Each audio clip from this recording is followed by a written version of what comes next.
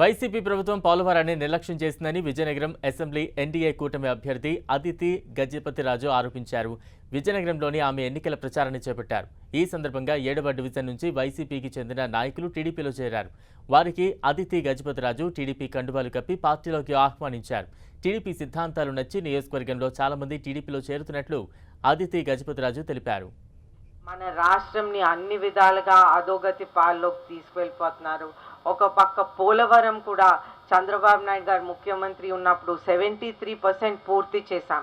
కానీ వైసీపీ ప్రభుత్వం వచ్చాక అది గాలికే వదిలేయటం కాదు, అది డ్యామేజ్ అయ్యేదాకా, పాడు చేసేదాకా అది వదిలేశారు. అయితే ఇప్పుడు అది పాడైపోయి లేకపోతే అది అయ్యుంటే, చంద్రబాబు నాయుడు గారు ముఖ్యమంత్రి అయ్యుంటే ఆ పోలవరం అనేది పూర్తి అయి ఉండేది.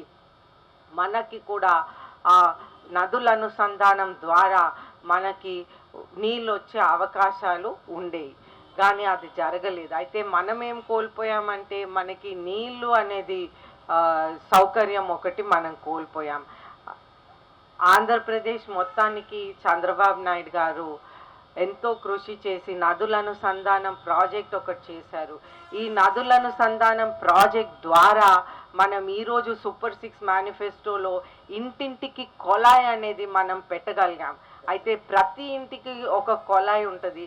ఆ కొలాయిలో నీళ్ళు ఎలాగ అందిస్తారని మీరు ఆలోచిస్తే నదులు అనుసంధానం చేసి ప్రతి ఇంటికి, ప్రతి పొలంకి, ప్రతి ఇండస్ట్రీకి నీళ్ళు అనేది మనం అందిస్తాం.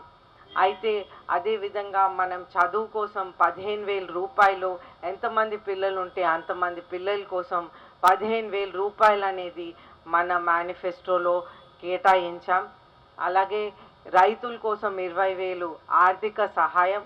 అలాగే చంద్రబాబు నాయుడు గారు సంపద సృష్టించి సమానంగా అభివృద్ధి సంక్షేమం అనేది ముందుకు తీసుకువెళ్తాం.